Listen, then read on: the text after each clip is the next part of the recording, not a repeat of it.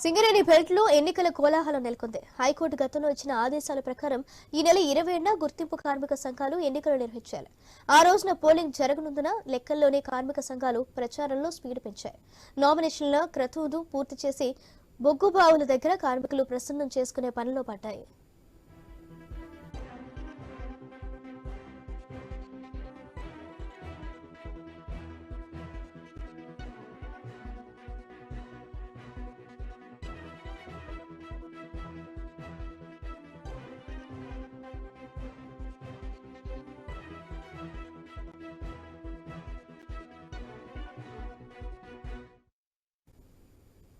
Telangana assembly ఎన్నికలకు ముందు సింగరేణిలో గుర్తింపు కార్మిక సంఘాల ఎన్నికలు నిర్వహించాల్సి ఉన్నప్పటికీ సాధ్యం కాదని వాయిదా వేశారు. తీరా ఇప్పుడు అసెంబ్లీ ఎన్నికలు ముగియడంతో ఈ నెల 20న పోలింగ్ కు అధికారులు సన్నాహాలు చేస్తున్నారు. అయితే లోక్సభ ఎన్నికల వరకు సింగరేణి ఎన్నికలకు వాయిదా వేయాలని డిమాండ్ తెరపైకి వస్తుంది. రాష్ట్ర ప్రభుత్వం తరపున ఎన్నికల వాయిదా కోరుతూ హైకోర్టులో పిటిషన్ దాఖలు చేశారు అధికారులు. అదేం కుదరదు, ఎన్నికలు నిర్వహించాల్సిందే అని ఏఐటియుసి లీడర్స్ కేవిటన్ పిటిషన్ చేశారు. దీంతో కోర్టు ఇచ్చే ఆదేశాలపై ఉత్కంఠ నెలకొంది.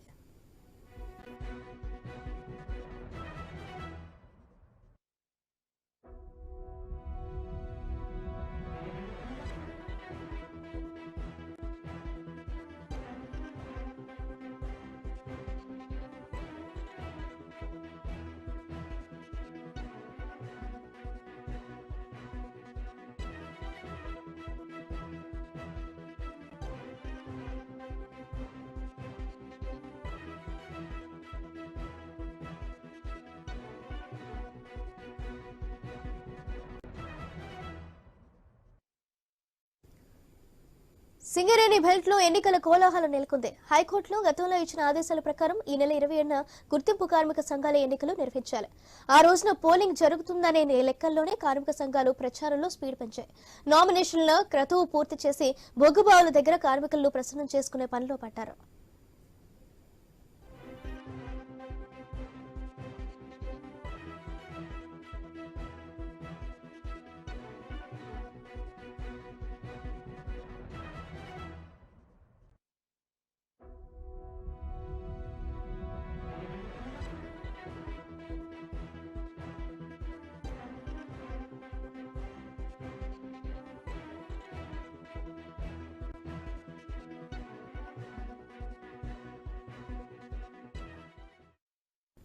తెలంగాణ అసెంబ్లీ ఎన్నికలకు ముందే సింగరేణిలో గుర్తింపు కార్మిక సంఘాల ఎన్నికలు నిర్వహించాల్సి ఉన్నప్పటికీ సాధ్యం కాదని వాయిదా వేశారు.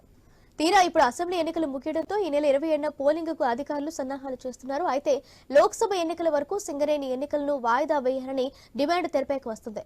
రాష్ట్ర ప్రభుత్వం తరపున ఎన్నికలు వాయిదా కోరుతూ హైకోర్టులో పిటిషన్ దాఖలు చేశారు అధికారులు. అదేం కుదరదు, ఎన్నికలు నిర్వహించాల్సిందేనని ఏఐటియుసి లీడర్స్ కేవియట్ పిటిషన్ చేశారు. దీంతో కోర్టు ఇచ్చే ఆదేశాలపై ఉత్కంఠ నెలకొంది.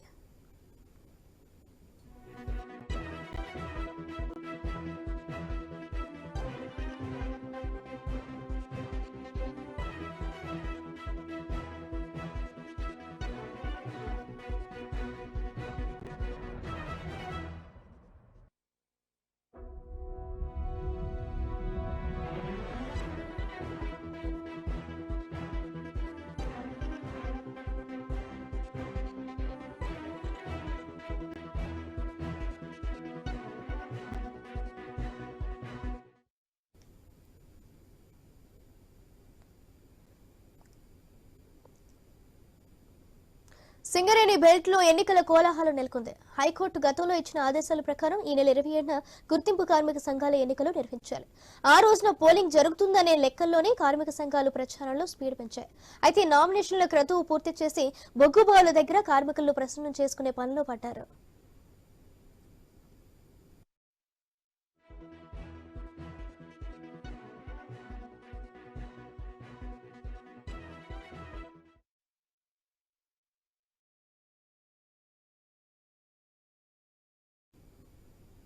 తెలంగాణ అసెంబ్లీ ఎన్నికలకు ముందే సింగరేణిలో గుర్తింపు కార్మిక సంఘాల ఎన్నికలు నిర్వహించాల్సి ఉన్నప్పటికీ సాధ్యం కాదని వాయిదా వేశారు. తీరా ఇప్పుడు అసెంబ్లీ ఎన్నికలు ముగియడంతో ఈ నెల 20న పోలింగ్కు అధికారులు సన్నాహాలు చేస్తున్నారు.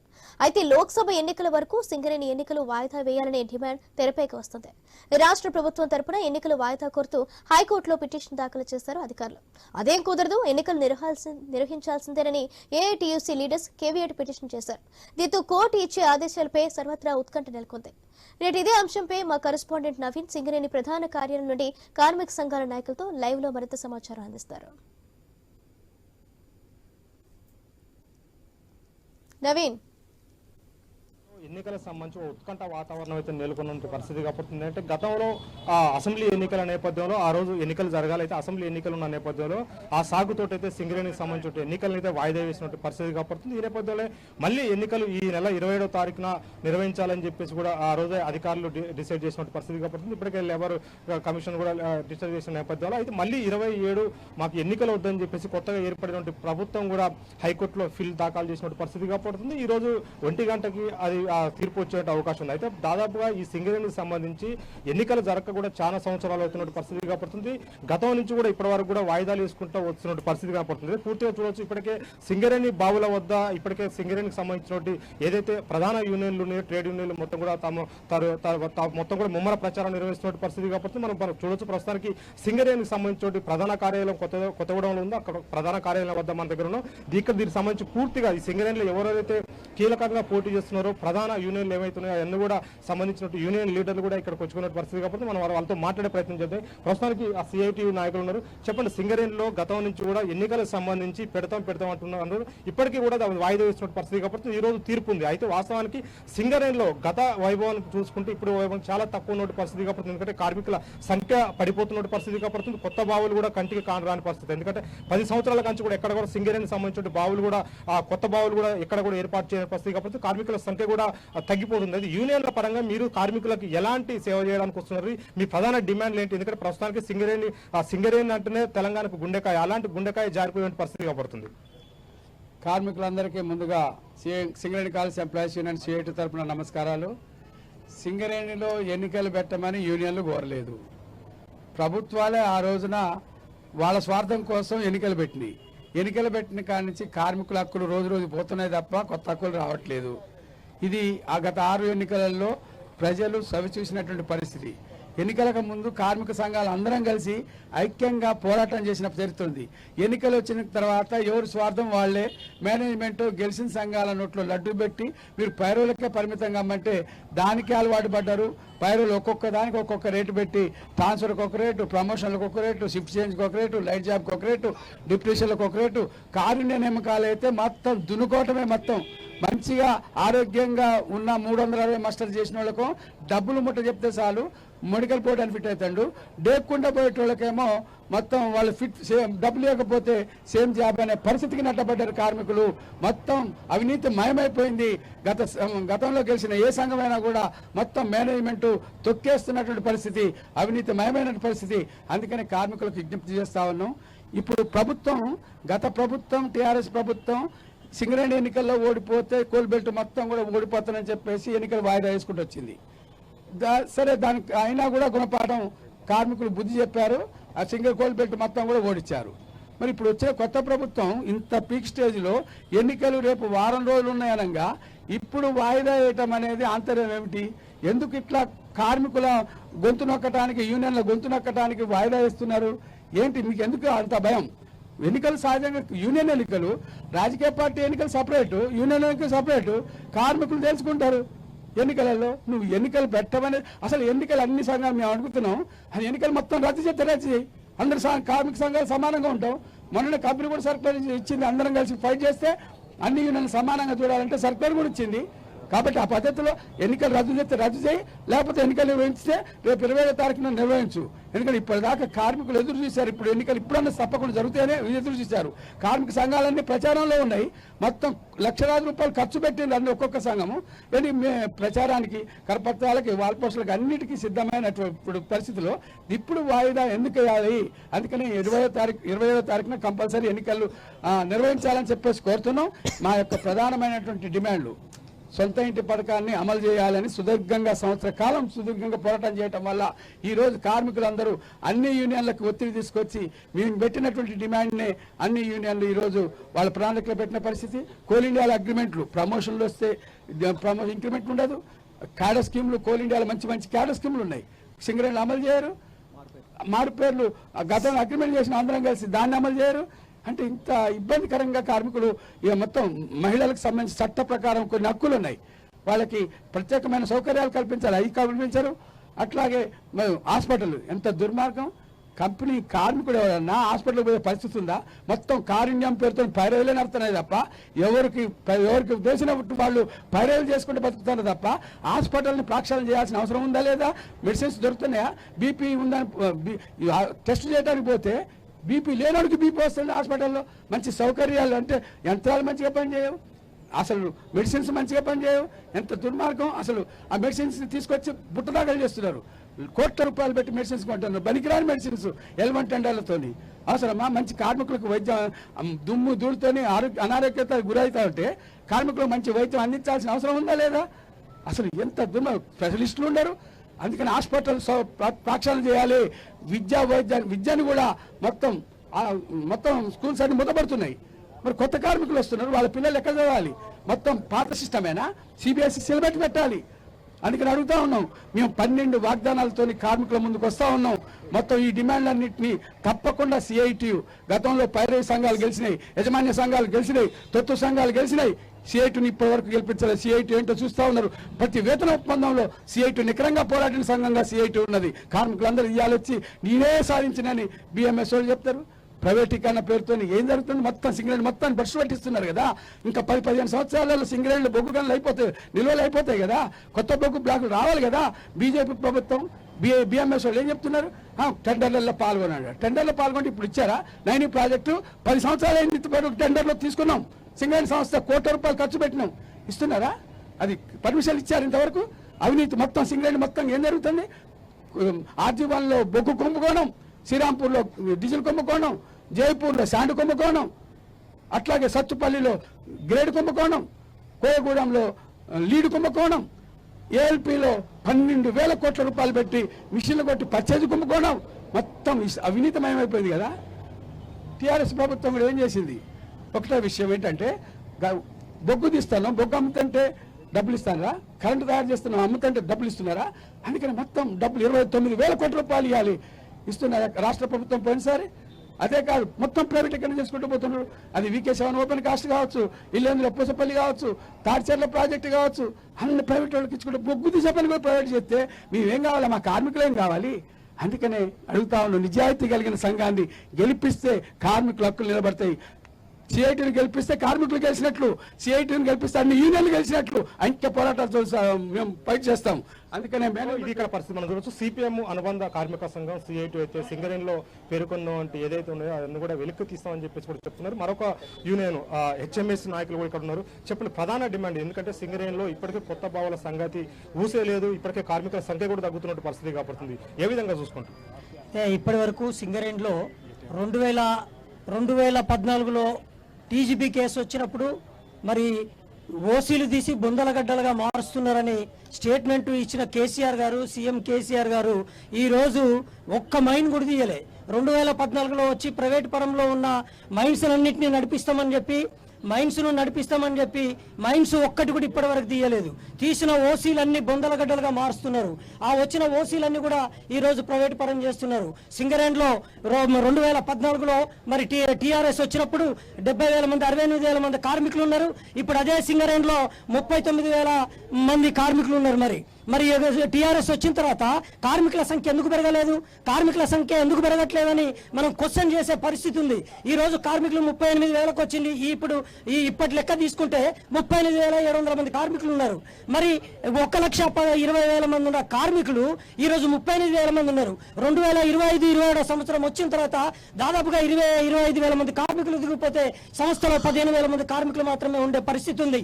కాబట్టి ఇప్పుడు వచ్చిన ప్రభుత్వమైన ప్రైవేట్ సెక్టర్లను బంద్ చేయాలి, లేకపోతే కార్మికులందరూ ఏకమై ఈ రాష్ట్ర ప్రభుత్వం మీద మరి పోరాటం చేసి ఐక్య కార్మిక సంఘాలందరూ ఏకమై, జాతీయ సంఘాలందరూ ఏకమై రేపు జరగబోయే కార్యక్రమంలో అందరం ఏకమై ఈ రాష్ట్రంలో కొత్త మైన్స్ కోసం పోరాటం చేయాల్సిన అవసరం వస్తుంది. ఇప్పటికీ ఈ ఓసీలను తీసి బొందల గడ్డలుగా మార్చి ఊర్లలో పొలాలు దున్నుకునే పరిస్థితి లేదు. నీళ్లు లేక రైతులందరూ ఎండిపోతున్నారు. మరి ఈ బొందల గడ్డలు తీయడం వల్ల నీళ్లు ఇంకుడు గుంతల్లాగా నీళ్లు అందట్లేదు. కార్మికులు ఒక దిక్కు కార్మికులు తక్కువ అవుతున్నారు, అటు రైతుల పరిస్థితులు కూడా ఆగమ్యగోచరంగా ఉంది. రైతులు ఆత్మహత్యలు చేసుకుంటున్నారు.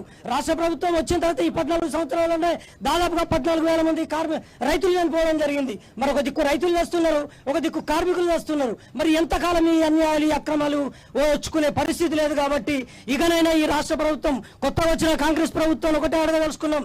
రేపు ఇప్పుడు మీరైనా ఈ వచ్చే బాయిలను ఖచ్చితంగా బాయిలు తీయాలి. కార్మికులకు ఉద్యోగాలు కల్పించాల్సిన బాధ్యత మరి కొత్త ప్రభుత్వం మీద ఉంది. కొత్త ప్రభుత్వంలో కాస్త పనిచేసే యువకుడు వచ్చింది కాబట్టి మరి అది కొంతవరకు వాళ్ళు పనిచేసి మైండ్స్ తీయాలని మేము హెచ్ఎంఎస్ తరఫున కోరుతున్నాం. అట్లాగే హెచ్ఎంఎస్ ఇప్పటి వరకు ఐఎన్టీయూసీని, ఏఐటీసీని 3 సార్లు గెలిపించారు. మరి టీజీబీ కౌన్సిల్ 2 సార్లు గెలిపించారు. ఐఎన్టీయూసీని 1 సారి గెలిపించారు. మరి హెచ్ఎంఎస్ మాత్రం ఇంతవరకు గెలిపించలేదు. కారణం ఏంటంటే మీరు కత్తి వాళ్ళకి ఇస్తున్నారు, హెచ్ఎంఎస్ వాళ్ళు పోరాటం చేస్తున్నారు. హెచ్ఎంఎస్ వాళ్ళు పోరాటం చేస్తున్నారు కాబట్టి ఇప్పటి వరకు కొన్ని మైండ్స్ మనం ఆపుకోవడం జరిగింది. హెచ్ఎంఎస్ పోరాటం వల్లనే హక్కులు సాధించబడతాయనే విషయాన్ని కార్మికులందరూ గమనించాలని కోరుకుంటూ మరి మీ అందరికి ఒకటే చెప్పదలుచుకున్న, రాష్ట్ర ప్రభుత్వం రేపు రాబోయే రోజులలో కొత్త మైండ్స్ తీయాలని హెచ్ఎంఎస్ మరి కోరుకుంటుంది. తారాజ్ గుర్తుకు ఓటేసి గెలిపిస్తారని మీ కోరికలు నెరవేరబడతాయి. హెచ్ఎంఎస్ డిమాండ్ ఈ విధంగా ఉంటే మరొక యూనియన్ అంటే మన మొత్తం కూడా ఓవరాల్ గా సింగరేణి 6 జిల్లాల్లో కూడా విస్తరించి ఉన్నటువంటి ప్రధాన ఒక యూనియన్ ఏఐటీసీ అంటే సిపిఐ అనుబంధ కార్మిక సంఘం అని చెప్పుకోవచ్చు. గతంలో గుర్తింపు సంఘం కూడా వాళ్ళు పనిచేసినటువంటి పరిస్థితి కాబడుతుంది. అయితే గత ప్రభుత్వం ఏదైతుందో బీఆర్ఎస్ ప్రభుత్వంలో కూడా ఎన్నికలు వాయిదా పడ్డ నేపథ్యంలో ఖచ్చితంగా ఎన్నికలు జరిపించాలని చెప్పేసి కూడా ఏఐటీసీ వాళ్ళు చెప్పారు. అదే కాకుండా ఇప్పుడు ఏదైతుందో కొత్తగా ఏర్పడిన ప్రభుత్వం కూడా హైకోర్టులో ఫిల్ చేసింది ఎన్నికలు వాయిదా వేయాలని చెప్పి. దాని మీద కూడా ఏఐటీసీ పోరాడుతున్నటువంటి పరిస్థితి కాబడుతుంది. ఖచ్చితంగా ఎన్నికలు జరిపించాలని కూడా చెప్పేసి కూడా ప్రధాన డిమాండ్ చేస్తున్న పరిస్థితి కాబడుతుంది. శేషయ్య గారు ప్రధానంగా చెప్పండి, సింగరేణిలో మొత్తం కూడా 6 జిల్లాల్లో కూడా సింగరేణి విస్తరించింది. ఉమ్మడి 4 జిల్లాల ప్రాంతంలో 6 ఏరియాల్లో కూడా ఉన్నటువంటి పరిస్థితి కాబడుతుంది. వాస్తవానికి సింగరేణి గత వైభవం చూసుకుంటే ఇప్పుడు పూర్తి స్థాయిలో కూడా అంతరించిపోయే స్థాయికి చేరిన పరిస్థితి కాబట్టి ఓవరాల్గా చూసుకోవచ్చు. మన కొత్తగూడెం ఓసీ కానీ, ఇల్లందు ఓసీ కానీ ఇలా ఎక్కడికక్కడ కూడా పూర్తి స్థాయిలో కూడా మూతపడుతున్న పరిస్థితి కాబడుతుంది. కొత్త భావాల సంగతి ఏంటి అసలు? కొత్త భావాల గురించి మేము ప్రతిసారి కూడా అడుగుతున్నాం. ఇప్పుడు 3-4 బ్లాకులని వేలానికి పెట్టారు ఓసీల్ని. ఒకటి కోయగూడెం, ఇక్కడ సత్తుపల్లి ఒకటి, తర్వాత పోతే అక్కడ శ్రావణపల్లి మంచిర్యాల జిల్లాలో, తర్వాత ఇంకొక మైన్ మొత్తం 4 బ్లాక్స్ ఉన్నాయి. ఈ 4 బ్లాక్స్ని ఏదైతే కొత్తగా ఎంఎండిఆర్ యాక్ట్ 1957ని అమెండ్ చేశారు 2015లో, దీన్ని coal mine special provision act అని చెప్పి దాని కింద మార్చారు.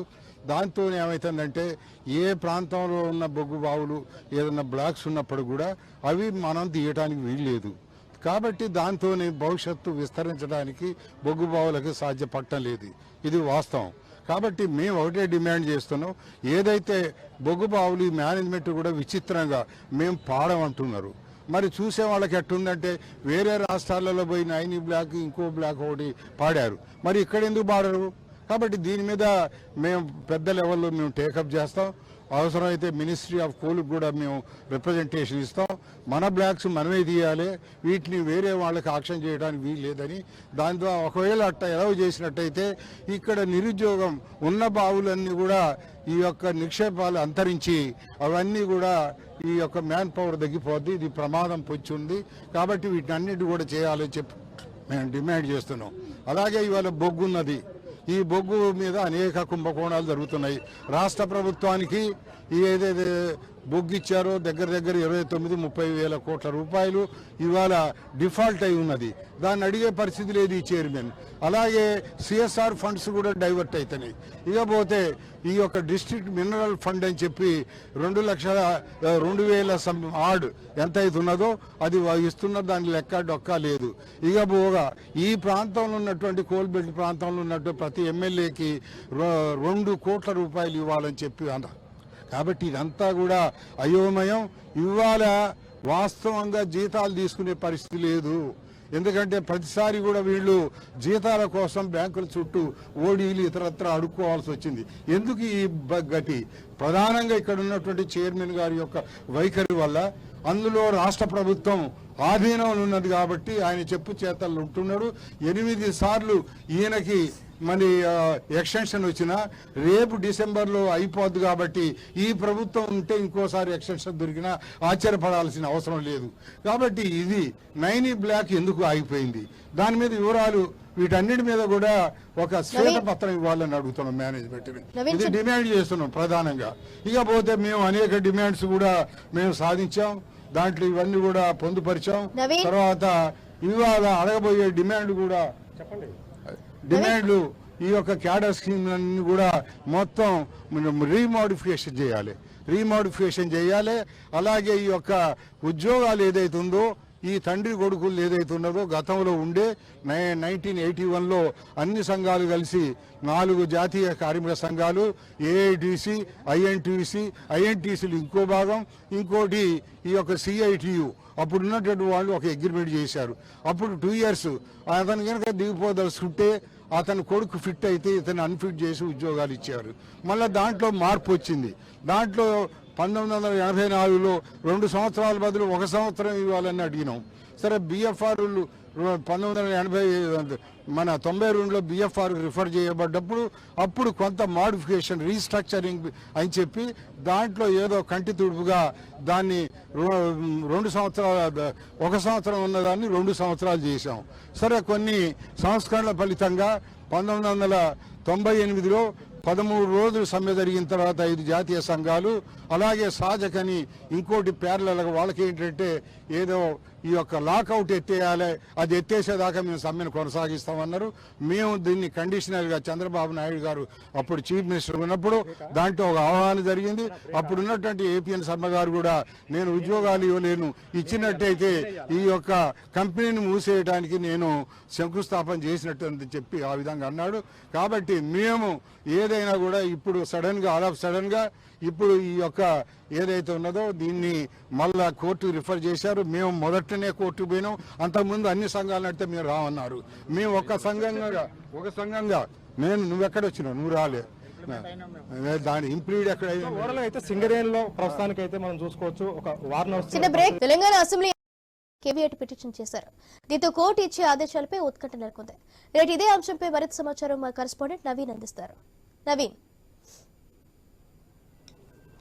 మనం చూడవచ్చు ఇప్పటికే ఏఐటీసీ వాళ్ళు ప్రధాన డిమాండ్ చేస్తున్నారు, ఖచ్చితంగా ఎన్నికలు జరిపించాలి, అంతేకాకుండా కొత్త బావులు కూడా వెలికి తీయాలని చెప్పి చెప్తున్న పరిస్థితి కాబడుతుంది. గతంలో మనం చూడొచ్చు తెలంగాణ రాష్ట్రం ఏర్పడిన కాంచి కూడా ఎక్కడ కూడా కొత్త బావులు ఏర్పడలేదని చెప్పేసి కూడా ఏఐటీసీ అయితే చెప్తున్న పరిస్థితి కాబడుతుంది. మరికొంతమంది యూనియన్ నాయకులు ఉన్నారు. మనం చూడొచ్చు ప్రధానంగా సింగరేణి అనగానే మనం చూడొచ్చు ట్రేడ్ యూనియన్లు దాదాపుగా ఇప్పుడు ఏఐటీసీ, అదేవిధంగా బిఎంఎస్, టీబీజీ కేసుతో పాటు ఐఎన్టీయూసీ వీళ్ళందరూ కూడా ఉన్న పరిస్థితి కాబడుతుంది. సిఐటీ కూడా వీళ్ళందరూ కూడా ఇక్కడ ఉన్న పరిస్థితి కాబడుతుంది. ఎందుకంటే సింగరేణికి సంబంధించి ఒక వారం చెప్పుకోవచ్చు. ఎందుకంటే గుర్తింపు ఎన్నికలకు సంబంధించి ఏదైతే ఉందో సంఘం ఆ గుర్తింపు సంఘంగా ఏర్పడుతుంది. ఇక్కడ గెలిచిన ఎవరైతే ఎక్కువ గెలుస్తారో వాళ్ళకైతే ఈ నేపథ్యంలోనే కొత్త బావుల హామీలు కానీ సింగరేణికి సంబంధించిన గతంలో కూడా చూడొచ్చు. మనం కార్మికులకి అనేక హామీలు ఇచ్చారు, ప్రభుత్వం ఇచ్చినా సరే, గుర్తింపు సంఘం ఇచ్చినా సరే అవి నిలవేరలేదని కూడా చెప్తున్న పరిస్థితి కాబడుతుంది. మరో యూనియన్ ఇక్కడ చూసుకోవచ్చు, బీఆర్ఎస్ అనుబంధ కార్మిక సంఘం టీబీజీ కేసు కూడా ఉంది.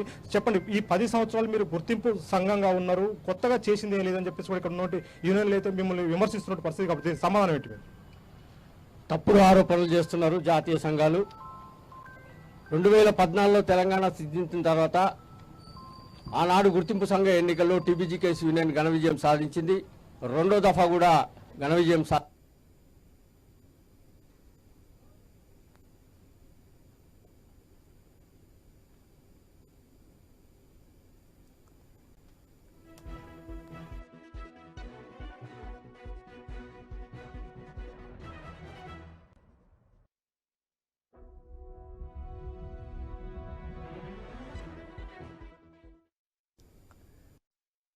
సంఘాలు పోగొట్టాయో వారి యొక్క సంతకాలతోటి నేను చూపెట్టదలుచుకున్నా. ఇవి వాళ్ళు చేసిన అగ్రిమెంటు 1998లో చంద్రబాబు నాయుడు గారికి ఈ యొక్క డిపెండెంట్ ఎంప్లాయ్మెంట్ తాకట్టు పెట్టుకొని మేము 10% బోనసులు తెచ్చామని చెప్పి చెప్పుకునేటువంటి వీళ్ళు ఈ పెద్ద నాయకులు ఇవాళ కారణం ఆలోచించాలి. కార్మికులారా, ఇవాళ సింగరేణిలో 1,16,000 ఉన్న కార్మిక వర్గం ఇవాళ 39,000కి ఎందుకు కుదించబడ్డది, ఏ రకంగా కుదించబడ్డది?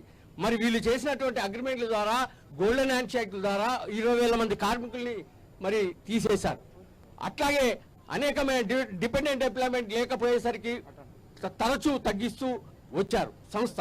ఈ యొక్క దాన్ని నిలబెట్టుకోవడం కోసం, సింగరేణి సంస్థ మనుగడ కాపాడుకోవడం కోసం ఇవాళ సీఎం కేసీఆర్ గారు డిపెండెంట్ ఎంప్లాయ్మెంట్ ఏదో రకంగా తీసుకురావాలనే ఒక సదుద్దేశంతో మెడికల్ ఇన్వాలిడేషన్ పేరుతోటి ఇవాళ ఈ సింగరేణిలో తండ్రి కొడుకుల ఉద్యోగాన్ని తీసుకొచ్చినటువంటి ఘనత సీఎం కేసీఆర్ది కాదా, టీబీటీకే శ్రీనుని కాదా అని చెప్పి మేము ఇవాళ అడగదలుచుకున్నాం.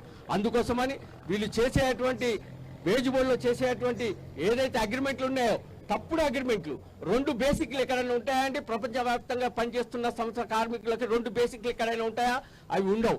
అండర్ గ్రౌండ్ ఎలవెన్స్ 12% ఉన్న దాన్ని తీసుకొచ్చి 9% కుదించబెట్టారు. అట్లాగే అనేకమైనటువంటి తప్పులు. సిపిఆర్ఎంఎస్ అధికారులకి 25 లక్షలు ఇస్తే మన కార్మికులకి 8 లక్షలు మాత్రమే చేశారు. మరి ఇవాళ అపాయింట్మెంట్ అయినటువంటి కార్మికుడు 40,000 కట్టి మరి 40 ఏళ్ల సర్వీసు ఎన్ని డబ్బులు కావాలి? మరి ఆ మాత్రం ఆలోచించలేని ఈ జాతీయ సంఘాలు ఇవాళ కార్మికుల ముందుకు వచ్చి మేము గెలిస్తే అది చేస్తాం ఇది చేస్తామని కళ్ళబొల్లి మాటలు చెప్తూ ఇవాళ కార్మికులు మభ్యపెట్టే పరిస్థితికి తీసుకొస్తున్నారు, బాయిల మీద గందరగోళ పరిస్థితికి తీసుకొస్తున్నారు. అందుకోసమని ఇవాళ మేము చేసిన పనులే కార్మికులకు మేము చెప్పుకుంటున్నాం, చేయబోయేటి కూడా చెప్తున్నాం. ఇవాళ కార్మిక వర్గం, ఎంటైర్ కార్మిక వర్గం ఇవాళ 250 గజాల జాగాని, సొంత ఇంటి పథకం ద్వారా 10 లక్షల వడ్డీ లేని రుణాన్ని ఇవ్వడం అనేది జరిగింది. ఇప్పుడు 250 గజాల స్థలంతో పాటు ఇవాళ 25 లక్షలు 30 లక్షల రూపాయలు వడ్డీ లేని రుణాన్ని ఇచ్చి ఇల్లు కట్టుకోవడం కోసం ప్రయత్నం చేస్తున్నాం. అట్లాగే దిగిపోయినటువంటి కార్మికులకి ఈ క్వార్టర్స్ అధికంగా సర్ప్లస్ ఉన్నాయి కాబట్టి ఆ దిగిపోయిన కార్మికులకి ఆ క్వార్టర్లు ఇవ్వాలనే ఒక దాంతో మేము పనిచేస్తున్నాం. మీరు చెప్తున్న డిమాండ్లు అంటే గతంలో ఎన్నికలకు సంబంధించి జరగాల్సిన ఉన్న ఎన్నికల్ని గత ప్రభుత్వం అంటే మీ ప్రభుత్వం వాయిదా చేసుకుంటూ వచ్చిన పరిస్థితి కాబడుతుంది. అయితే ఇప్పుడు అప్పటి నుంచి ఇప్పటి వరకు కూడా అంటే 10 ఏళ్ళు బీఆర్ఎస్ ప్రభుత్వం వచ్చిన కాంచి కూడా తెలంగాణ రాష్ట్రంలో వచ్చిన కాంచి కూడా ఏర్పడిన పరిస్థితి కాబట్టి కొత్త భావంలో ఊసేలేదని చెప్పేసి మిగతా కార్మిక సంఘాలు కొత్త భావంలో ఊసేలేదు అంటే కేంద్రంలో ఉన్నటువంటి బీజేపీ ప్రభుత్వం ఆ బాయిలకి మంజూరు ఇవ్వట్లేదు, అక్కడ పెండింగ్ లో ఉన్నాయి. ఫారెస్ట్ క్లియరెన్స్ అని, ఆ క్లియరెన్స్ అని, ఈ క్లియరెన్స్ అని చెప్పి ఆ యొక్క మోదీ గారి ప్రభుత్వం క్లియరెన్స్ ఇవ్వకపోవడం వలన ఇవాళ ఈ సింగరేణిలో బొగ్గలు రావట్లేదు. సో ఇక్కడ మనం చూడొచ్చు అంటే ఈ సింగరేణికి సంబంధించి ప్రధానంగా మనం చూసుకుంటే ఇటు రాష్ట్ర ప్రభుత్వంతో పాటు కేంద్ర ప్రభుత్వం వాటా కూడా ఉంటుంది. అయితే 49% కేంద్ర ప్రభుత్వానికి సంబంధించి వాటా ఉంటుంది. వాళ్ళు కూడా ఇక్కడ యూనియన్ నాయకులు ఉన్న పరిస్థితి కాబడుతుంది. BMS తరపు నుంచి కూడా బీజేపీ అనుబంధ కార్మిక సంఘం ఉంది ప్రధానంగా. ఎందుకంటే ఈ రాష్ట్రంలో ఉన్నటువంటి కార్మిక సంఘం మీ మీద ఒక నింద ఇస్తుంది. ఎందుకంటే కొత్త బావులకి కేంద్ర ప్రభుత్వమే అనుమతులు ఇవ్వలేదని చెప్పేసి అంటున్నారు. వాస్తవానికి ఎందుకు ఇవ్వలేదు అనుమతులు? ఈ 10 ఏళ్ల కంచి కొత్త బావులు ఎందుకు రాలేదు? నా పేరు మాధవ్ నాయక్ అండి, అఖిల భారతీయ ఖదాన్ మజ్దూర్ సంఘ్ కార్యదర్శి. ఏదైతే మీరు బీజేపీ అనుబంధం అన్నారో, మేము ఏ రాజకీయ పార్టీలకు అనుబంధంగా లేము.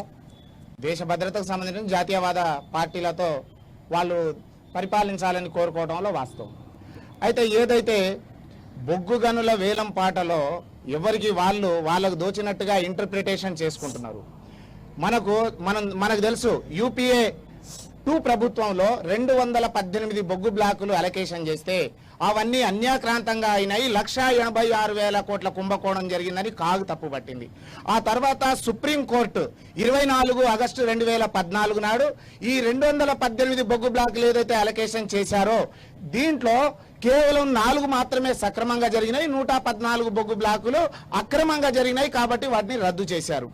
తర్వాత వచ్చినటువంటి మోడీ గారి ప్రభుత్వము MMDR చట్టాన్ని సవరించి ఈ దేశంలో బొగ్గు గనులు ఎవరైనా సరే 3 రకాలుగా తీసుకోవచ్చు అన్నది నిర్ణయం జరిగింది. ఒకటి క్యాప్టివ్ మైన్ అంటే ఏదైనా సంస్థ బొగ్గు గనులను తీసుకుంటే ఆ బొగ్గును తీసి వాళ్ళ పరిశ్రమకే వాడాలి, దానిపై వ్యాపారం చేయకూడదు. రెండోది వేలం పాట. మూడవది వచ్చేసి ఒక అవకాశం ఇచ్చారు ఏప్రిల్ 2019 వరకు ఏదైతే బొగ్గు గనులు ఆల్రెడీ ఎక్స్ప్లోరేటివ్ కానీ లేదంటే డీటెయిల్డ్ రిపోర్ట్ ఉండి బొగ్గు గనులు రెడీగా ఉన్నాయో అవన్నీ వాళ్లకు నామినేషన్ పై అలొకేషన్ చేయడానికి. కోల్ ఇండియా 2019 వరకు 116 బొగ్గు బ్లాకులు అలొకేషన్ చేసుకుంది. ఇది అన్ని ట్రేడ్ యూనియన్ల మీటింగ్ లో సింగరేణి యాజమాన్యమే బయటపెట్టింది. ఇకపోతే కాబట్టి వేలం పాట ద్వారా బొగ్గు గనులు తీసుకోవాలని మేము అప్పటికి కానీ ఇప్పటికి కానీ సిద్ధంగా ఉన్నాము. దీంట్లో కేవలం 4% తోటే వస్తుంది. నామినల్ వేసేస్తే మన బొగ్గు గనులు మనకు వస్తాయి. దీంట్లో రాజకీయం ఏంటంటే ఏదైతే గత ప్రభుత్వము BRS ప్రభుత్వం TRS-BRS ప్రభుత్వము తాడిచెర్ల బొగ్గు గనుల్ని సింగరేణికి అలొకేషన్ చేస్తే ఆనాటి రోసయ్య గారు, తర్వాత వచ్చినటువంటి మన స్వరాష్ట్రంలో పాలన చేసినటువంటి కేసీఆర్ గారు ఆ తాడిచెర్ల బొగ్గు గనుల్ని ప్రైవేట్ పరం చేశారు. ఆ బొగ్గు నాణ్యత లేదన్నారు, 40 మిలియన్ టన్నుల బొగ్గు అన్నాడు. కానీ అదేదైతే ఏఎంఆర్ కంపెనీకి ఇచ్చారో అది 90 మిలియన్ టన్నుల బొగ్గు అయింది. సింగరేణి వ్యాప్తంగా నాణ్యమైన బొగ్గు అయింది. ఇప్పుడు చెప్పండి ఎవరు ప్రైవేట్ పరం చేశారు? రెండవది, ఈ 4 బొగ్గు గనులకు సంబంధించినటువంటి వేలం పాటలో కూడా యాజమాన్యం వేలం పాటలు వేయాలని ఒక్కొక్క టెండర్ ఫామ్ 5 లక్షలు పెట్టి కొన్న తర్వాత వేలం వేయనీయకుండా గత ప్రభుత్వం కేసీఆర్ ప్రభుత్వం యాజమాన్యం మీద తీవ్రమైన ఒత్తిడి తీసుకొచ్చి వాళ్ళు వేలం వేయనీయలేదు. దాని మూలాన ఈ వేలం వేయనీయకుండా ఉన్న దాంట్లో వెనకాల మతలబ్ ఏంటిది అని మనం గ్రహిస్తే, ఏదైతే ఇప్పుడు కోయగూడెం పక్కన ఆర్ఓ కంపెనీకి పోయిందో శరత్ చంద్రారెడ్డి లిక్కర్ స్కామ్ లో అరెస్ట్ అయినటువంటి శరత్ చంద్రారెడ్డి ఎవరికి అనుబంధమో మనకందరికీ అర్థమవుతూనే ఉంది. కాబట్టి బట్టగాల్చి మీద వేయటం చాలా సులభం, కానీ వాస్తవాలు తెలుసుకోవాలి. కాబట్టి దేశం మొత్తంలో ఎక్కడైనా సరే పారదర్శకంగా వేలం పాట ద్వారానే బొగ్గు గనులు తీసుకోవాలి. ఈ రోజు ఈ గత ప్రభుత్వం 54 బొగ్గు గనులు ఉన్నది, ఈ రోజు 42 బొగ్గు గనులకు వచ్చింది. స్వరాష్ట్రంలో 54 ఉండే, స్వరాష్ట్రంలో 65,000 మంది ఉండ్రి, మరి ఈ రోజు 39,000 మనం చూస్తున్నాం ఓటింగ్ లిస్ట్ లో. ఈ రకంగా కావాలని వాళ్ళు ప్రైవేట్ పరం చేశారు. అంతేకాదు, ఏదైతే ప్రైవేట్ కార్మికులకు కాంట్రాక్ట్ కార్మికుల శ్రమ దోపిడీ జరుగుతుంది స్వరాష్ట్రంలో, మనకి ఎంత జరుగుతుందంటే అక్కడ 1,120 రూపాయలు ఒక రోజు వేతనం ఇస్తుంటే ఇక్కడ కేవలం 480 ఇస్తున్నారు. అంతేకాదు, ఇప్పుడు ఏదైతే ఎన్నికలు వచ్చినాయో ఈ ఎన్నికలకు సంబంధించి ఎప్పుడు కూడా కొన్ని సంఘాలు కార్మికుల ఉద్యమం చేయలేదు, ముఖ్యమంత్రి హామీలను పట్టించుకోలేదు, సింగరేణిలో జరుగుతున్న అవకతవకల అవినీతిపై పోరాటం చేసింది లేదు. కానీ రాష్ట్రంలో అధికారంలో రాగానే వాళ్లకు కూడా అధికారం రావాలనే ఆకాంక్షతోటి ఈ ఇప్పుడున్నటువంటి ప్రభుత్వము ఎవరి లబ్ధి కోసము హైకోర్టుకు వెళ్ళిందో మనం ఆలోచించాలి. వాళ్ళు అంటున్నారు, ఆ పిల్లో ఏమని రాశారంటే మాకు సమయం కావాలి, యంత్రాంగం లేదని. అయ్యా, ముఖ్యమంత్రి గారు ప్రమాణ స్వీకారం చేయడానికి 2 రోజుల్లో లక్షల కొద్ది డబ్బులు ఖర్చు పెట్టి ఒక గ్రౌండ్ లో పెద్ద ఎత్తున ప్రమాణ స్వీకారానికి కార్యక్రమాన్ని నిర్వహించినటువంటి రాష్ట్ర ప్రభుత్వము సింగరేణిలో 39,000 మంది ఎన్నికలు నిర్వహించడానికి అడ్డొచ్చిందా యంత్రాంగము? కాబట్టి ఇప్పుడు హైకోర్టు లేటెస్ట్ న్యూస్ ఏంటంటే, ఏదైతే రాష్ట్ర ప్రభుత్వము ఈ ఎన్నికలను వాయిదా వేయాలని చెప్పిందో దాన్ని పట్టించుకోలేదు. ఖచ్చితంగా 21వ తేదీ వరకు దానికి పెండింగ్ లో పెట్టారు. అంటే 25వ తారీఖు ఎన్నికలు, ఖచ్చితంగా సింగరేణిలో 27, కాబట్టి ఖచ్చితంగా ఎన్నికలు జరుగుతాయి. ఏదైతే బిఎంఎస్ మేము కంపెనీ వ్యాప్తంగా ఈ కార్మికుల సంక్షేమం కోసం, అదే విధంగా ఈ కంపెనీలో జరుగుతున్న అవినీతిపై, ఈ నిధుల దోపిడీపై, ఏదైతే నిధుల మళ్లింపు కానీ మెడికల్ కాలేజ్ కావచ్చు, డిఎంఎఫ్టి కావచ్చు, సిఎస్ఆర్, ఈ నిధుల మళ్లింపులపై కంపెనీ వ్యాప్తంగా గోలెట్టి నుండి సత్తుపల్లి వరకు కూడా కార్మిక చైతన్య యాత్ర సింగరేణి పరిరక్షణకై చేసిన సందర్భం మాది. కార్మికులు ఈరోజు ప్రత్యామ్నాయ సంఘంగా బిఎంఎస్ వైపు చూస్తున్నారు. మా పోరాటంలో అతి ముఖ్యమైనది ఏంటిదంటే కార్మికులందరికీ సొంత ఇంటి పథకం అమలు చేయాలి. ఏదైతే సింగరేణిలో భూములు ఉన్నాయో ఆ భూములన్నీ ఆక్రమణకు గురవుతున్నాయి. కాబట్టి ముందు నుండి మేము పోరాటం చేస్తున్నాం. 2017 నుండి 250 గజాల ప్లేస్ ఇవ్వాలి, 20 లక్షలు వడ్డీ లేని రుణం ఇవ్వాలని. అదేవిధంగా కొత్త బావులు వేలం పాట ద్వారా తీసుకోవాలి. ఒకవేళ తీసుకోకపోతే జరిగే నష్టం ఏంటంటే ఈ రోజు సింగరేణి మళ్ళీ మీ దగ్గరకు వస్తాం. ఓవరాల్ గా మనం చూడొచ్చు, అంటే తెలంగాణ రాష్ట్రంలో జరుగుతున్నటువంటి 6 జిల్లాల్లో సింగరేణి ఎన్నికలు జరుగుతున్నాయి. రాష్ట్ర ప్రభుత్వం దీన్ని మాకు కొద్దిగా ఎసులుబాటు కావాలి, కొత్తగా ప్రభుత్వం ఏర్పడిందని చెప్పేసి కూడా వాయిదా చేసినట్టు పరిస్థితి కాబట్టి కోర్టులో వాళ్ళు ఫిల్ చేశారు. అయితే ఈ రోజు విచారణ ఉన్న పరిస్థితి కాబట్టి అయితే ఐఎన్టీసీ అంటే కాంగ్రెస్ పార్టీకి అనుబంధ కార్మిక సంఘం ఇప్పుడు ప్రజెంట్ ప్రభుత్వంలో ఉన్నటువంటి కార్మిక సంఘం అని చెప్పుకోవచ్చు. అయితే ఎన్నికలు జరుగుతున్నాయి అంటే గుర్తింపు సంఘం ఏది డిసైడ్ కాలేదు కాబట్టి ఎన్నికలు జరుగుతున్నాయి. కానీ ప్రధానంగా ఎందుకంటే కావాలనే కాంగ్రెస్ పార్టీ ఇది వాయిదా చేసింది అంటున్నారు. వాస్తవానికి కార్మికులకు ఈ 10 ఏళ్లలో కూడా పూర్తిగా మనం చూడొచ్చు, కొత్త బావుల లేవు, అంటే బావుల సంఖ్య తగ్గింది, కార్మికుల సంఖ్య తగ్గింది.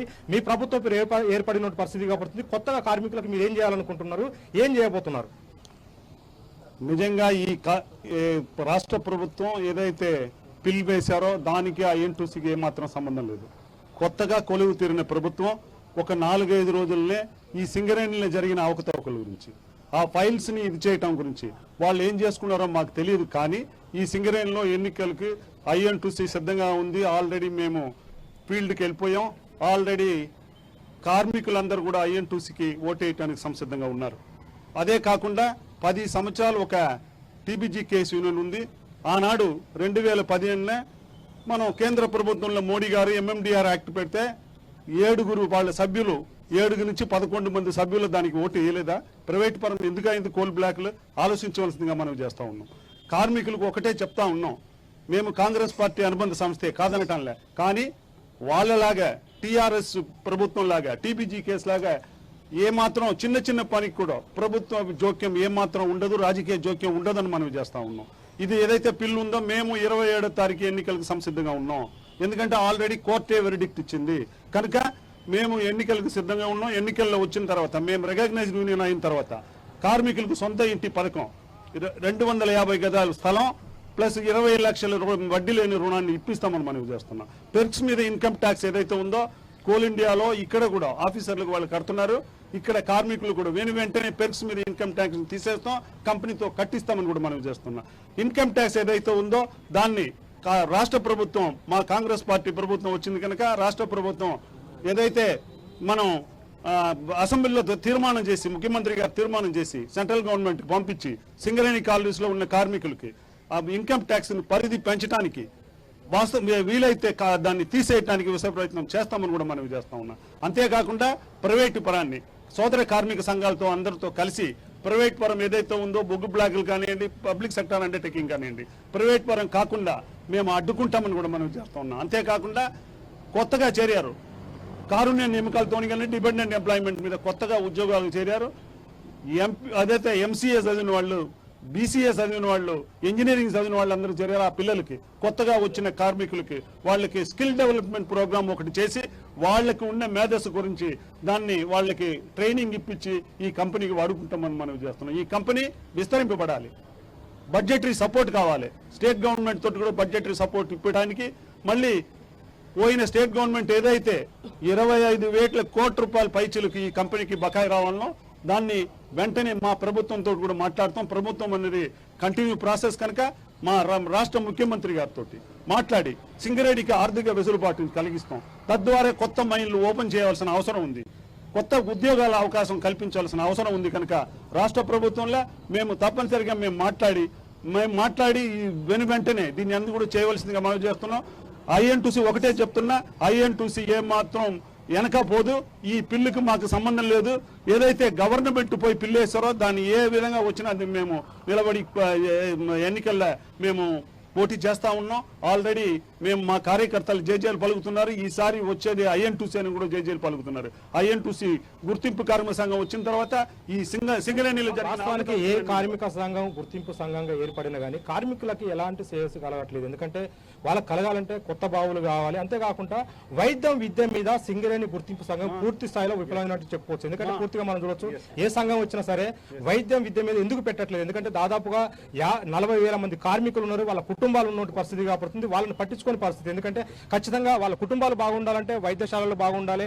మీ సింగరేణి సంస్థ నుంచి ఏదైతే స్కూల్స్ కూడా ఉంటాయి, వాటిని ఎందుకు పట్టించుకుంటలేదు మేనేజ్మెంట్ కానీ మీ గుర్తింపు ఏదైనా సంఘాలు ఉన్నప్పుడు కానీ? అందుకే మేము తక్షణమే ఒక 6 పాయింట్ పెట్టాం, 6 డిమాండ్లు పెట్టాం, 6 గ్యారంటీలు పెట్టాం. అందులో మీరు చూసేటట్టయితే ఈ పాంప్లెట్ చూస్తాం, కార్మికులకు 6 గ్యారంటీ ఇస్తా ఉన్నాం. ప్రతి ఏరియాలో ఉన్న హాస్పిటల్ను ఆధునీకరించి సూపర్ స్పెషాలిటీ హాస్పిటల్గా తీర్చిదిద్దామని, మంచి స్కూల్స్ CBSE సిలబస్ లాంటి స్కూల్స్ను తీసుకొస్తామని చెప్పి మేము గ్యారంటీలు చెప్పాం. మమ్మల్ని ఎన్నుకున్నట్టయితే కార్మికులు అన్ని విధాలు ఈ 6 గ్యారంటీలు కట్టుబడి ఉన్నాం. ఇంకా ఎన్నో ప్రమోషన్ పాలసీలు మేము గుర్తింపు కార్మిక సంఘం 2003 నుంచి 2007 వరకు మేము ఎలక్ట్ అయితే అన్ని బావిలలో, అండర్ గ్రౌండ్ బావిల్లో మ్యాన్ రైడింగ్ తీసుకొచ్చిన ఘనత మాది. అన్ని కార్మికులందరికీ కూడా గ్రూప్ గ్రాట్యుటీ స్కీమ్ను తీసుకొచ్చిన ఘనత INTUC అని మనం చేస్తా ఉన్నాం. అందుకే సోదరులారా, నేను ఒకటే చెప్తున్నా, మీ ద్వారా INTUCని గెలిపించండి. ఇది సర్కార్ సంఘం కాదు, మేధస్సు కలిగిన సంఘం, ఇంటలెక్చువల్ సంఘం. దీంట్లో అశేషమైన అనుభవం కలిగిన మా నాయకులందరూ ఉన్నారు. దేశంలో అతి పెద్ద సంఘమైన INTUCకి ఓటేస్తారని వేసి గెలిపించడం ద్వారా ఈ 6 గ్యారంటీలే కాకుండా నేను 39 గ్యారంటీలు పెట్టాం. ప్రభుత్వానికి అనుబంధంగా ఉన్నటువంటి INTUC కూడా వాళ్ళు వాగ్దానాలు చేస్తున్నారు. 6 గ్యారంటీలతో వాళ్ళు ముందుకు వస్తున్నట్టు పరిస్థితి కాబడుతుంది. మరి చూడొచ్చు, AITUC ప్రధానంగా ఏదైతే ఉందో ఇక్కడ AITUC నాయకులు కూడా కొంతమంది ఉన్నారు, వాళ్ళతో మాట్లాడే ప్రయత్నం చేస్తే గతంలో ఉన్నటువంటి పరిస్థితి మనం చూడొచ్చు. మొత్తం కూడా గుర్తింపు సంఘాలు ఏవైతే ఉన్నాయో మీది కూడా గతంలో ఉంది, INTUC ఉంది, TBCS ఉంది, కానీ కార్మికులకు ఒరిగేది ఏం లేదని చెప్పేసి కూడా కార్మికులు చెప్తున్న పరిస్థితి. దాన్ని ఎలా చూడొచ్చు? సింగరేణిలో 82 సంవత్సరాలుగా AITUC కొనసాగుతుంది. మరి ఎన్నో అగ్రిమెంట్లు, వేజ్ బోర్డులు చేసిన ఘనత సింగరేణిదే. లాభాల్లో వాటా, లాభాల బోనసే కానివ్వండి, ఇవన్నీ కూడా ఇప్పించిన ఘనత, పెన్షన్ కూడా సాధించిన ఘనత AITUCదే. మరి మేము చేయలేదని చెప్పుకోవడానికి అక్కడ ఏం లేదు, అవన్నీ అసత్య ప్రచారాలే. ఇప్పుడు మేము గెలిచిన తర్వాత కూడా ఎన్నో చేయాలనుకుంటున్నాము.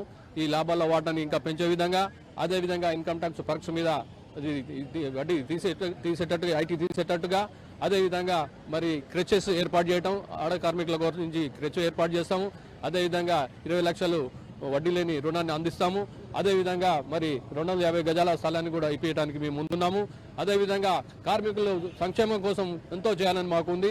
కాలనీని డెవలప్ చేస్తాము, వాళ్ళకి సౌకర్యమైన క్వార్టర్లు ఏర్పాటు చేస్తాము. అదేవిధంగా సూపర్ స్పెషాలిటీ హాస్పిటల్ని నిర్మించడానికి, హైదరాబాద్ నిర్మించడానికి మేము మా శాయశక్తులకు కృషి చేస్తాము. ఎందుకంటే వందలాది కోట్ల రూపాయలు ఇప్పుడు మరి కార్పొరేట్ హాస్పిటల్స్కి రెఫరల్ పేరు మీద మరి సింగరేణి వెచ్చిస్తుంది. అయినా కానీ సరైన ఆరోగ్యం అందట్లేదు కార్మికులకి. కాబట్టి మేము సూపర్ స్పెషాలిటీ హాస్పిటల్ని తప్పనిసరిగా వచ్చే వరకు మేము పోరాటం కొనసాగిస్తామని చెప్పేసి ఈ మీడియా ముఖంగా తెలియజేస్తున్నాం. సో మనం చూడొచ్చు, ఓవరాల్ గా మనం చూసుకున్నట్టయితే రాష్ట్ర వ్యాప్తంగా 6 జిల్లాల్లో సింగరేణి విస్తరించింది. తమ ఎన్నికలు ఖచ్చితంగా జరిపి తీరుతామని చెప్పేసి కూడా మిగతా యూనియన్లు ప్రధానంగా డిమాండ్ చేస్తున్న పరిస్థితి కాబట్టి అయితే కాంగ్రెస్ పార్టీ నుంచి ఏదైతుందో ఐఎన్టీసీ ఎట్టి పరిస్థితుల్లో మేము కోర్టుకు వెళ్ళలేదు, ప్రభుత్వం వెళ్ళింది వెసులుబాటు కోసం అని చెప్పేసి కూడా అంటున్నారు.